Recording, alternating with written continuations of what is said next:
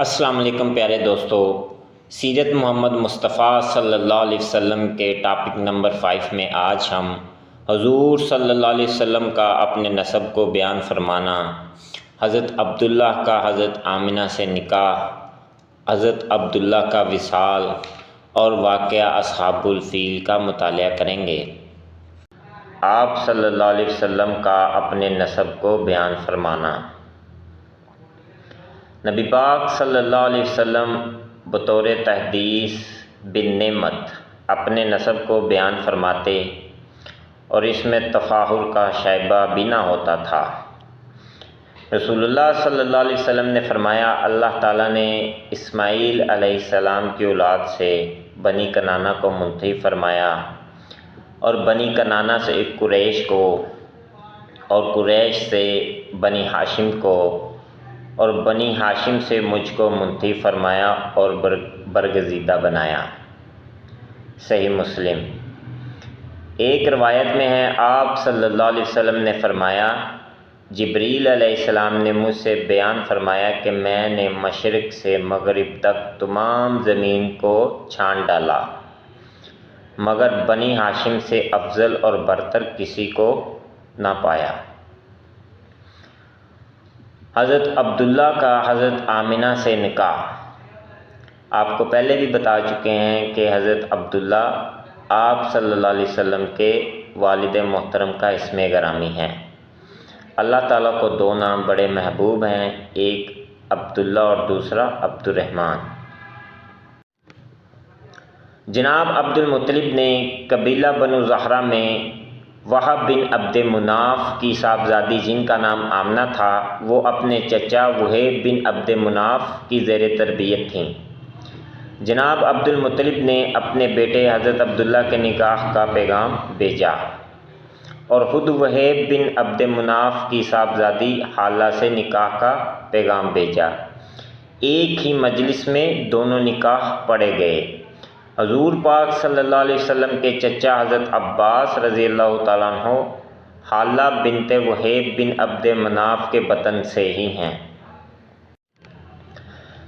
جناب عبد المطلب اپنے بیٹے حضرت عبداللہ کو نکاح کے لیے لے کر چلے تو راستہ میں ایک یہودی عورت پر گزر ہوا جس کا نام فاطمہ تھا، جو تورات اور انجیل سے خوب واقف تھیں۔ اس نے حضرت عبداللہ کے چہرے پر نور نبوت دیکھا تو اپنی طرف بلا کر کہا کہ میں 100 اونٹ نظر کروں گی۔ حضرت عبداللہ نے صاف انکار کر دیا۔ جب حضرت عبداللہ حضرت آمنہ سے نکاح کر کے واپس ہوئے تو اسی عورت پر گزر ہوا تو اس نے پوچھا، عبداللہ تم کہاں رہے ہو؟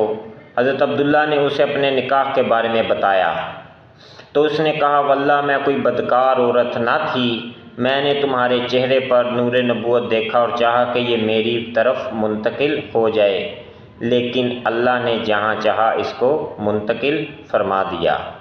حضرت عبداللہ کا وصال۔ حضرت عبداللہ تجارت کی غرض سے ملک شام کی طرف سفر پر تھے۔ واپسی پر جب مدینہ یثرب پہنچے تو بیماری لاحق ہوئی، اسی لیے وہیں ٹھہر گئے۔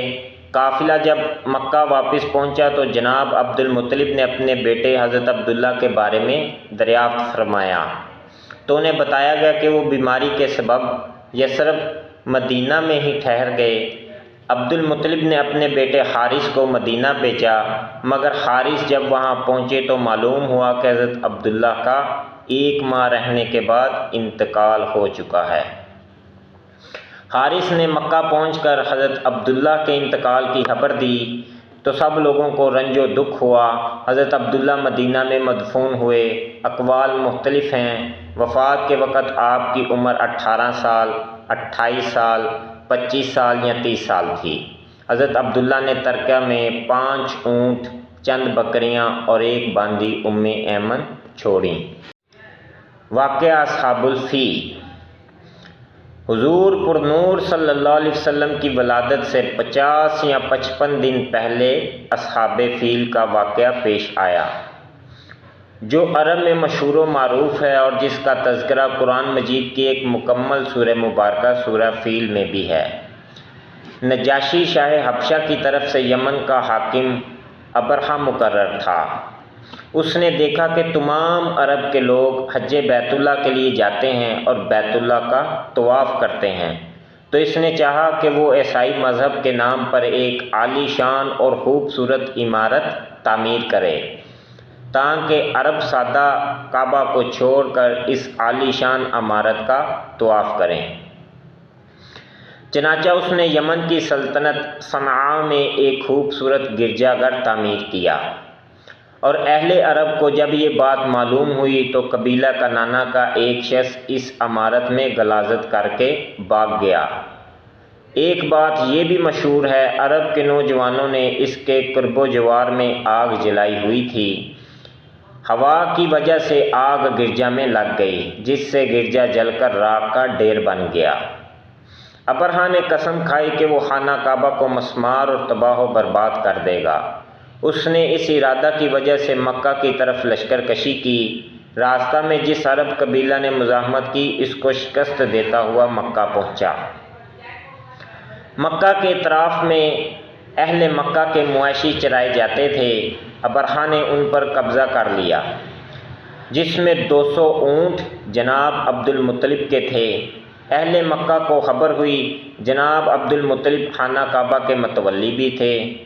انہوں نے اہل مکہ کو اکٹھا کیا اور کہا کہ گھبراؤ مت، تم سب مکہ کو خالی کر دو۔ خانہ کعبہ کو کوئی مسمار اور منہدم نہیں کر سکتا، یہ اللہ اس کی حفاظت خود فرمائے گا۔ جناب عبد المطلب رؤسائے قریش کے ساتھ ابرہہ سے ملاقات کے لیے پہنچے۔ ابرہہ جناب عبد المطلب کی وجاہت، بے مثال حسن و جمال اور رعب و دبدبہ سے اتنا متاثر ہوا کہ نہایت ادب و احترام سے پیش آیا۔ خود تخت سے اتر کر جناب عبد المطلب کے ساتھ فرش پر بیٹھ گیا۔ اثناء گفتگو جناب عبد المطلب نے اپنے اونٹوں کی رہائی کا مطالبہ کیا۔ ابرہہ بہت متعجب ہوا اور کہا، تمہیں اونٹوں کی فکر ہے اور خانہ کعبہ جو تمہارے دین کی علامت ہے، اس کی کوئی پرواہ نہیں؟ جناب عبد المطلب نے فرمایا کہ اونٹوں کا مالک میں ہوں، اس لیے میں نے اونٹوں کا سوال کیا، اور کعبے کا مالک اللہ ہے، وہ خود اپنے گھر کو بچائے گا۔ ابرہہ نے جناب عبد المطلب کے اونٹ واپس کر دیے۔ آپ نے مکہ واپس آ کر وہ تمام اونٹ خانہ کعبہ کی نظر کر دیے۔ آپ نے قریش کو مکہ خالی کرنے کا حکم دیا اور چند لوگوں کو اپنے ہمراہ لے کر خانہ کعبہ کے دروازے پر حاضر ہو کر گڑ گڑا کر دعائیں کیں۔ دعا سے فارغ ہونے کے بعد اپنے ہمراہ لوگوں سمیت پہاڑ پر چڑھ گئے۔ ابرہہ کا لشکر کعبۃ اللہ کی طرف بڑھا۔ یکا یک حکم الہی، گول در گول پرندے اپنی چونچوں میں چھوٹی چھوٹی کنکریاں لے کر لشکر پر برسانے لگیں، اور کنکریاں گولی کی طرح آر پار ہو جاتیں، اور سارا لشکر ابرہہ سمیت ہلاک ہو گیا۔ اس کے بعد اللہ تعالیٰ نے ایک سیلاب بھیجا جو سب کو بہا کر لے گیا۔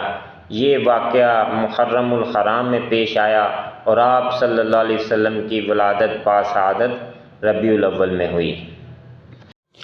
آج کی ویڈیو اگر آپ کو اچھی لگے تو ہمارے چینل کو سبسکرائب کریں، بیل آئیکن کے بٹن کو دبائیں تاکہ آنے والی معلوماتی ویڈیو آپ تک آسانی سے پہنچ سکیں۔ ویڈیو کو لائک کریں، کمنٹس کریں۔ اللہ تعالیٰ آپ کا حامی و ناصر ہو۔ السلام علیکم۔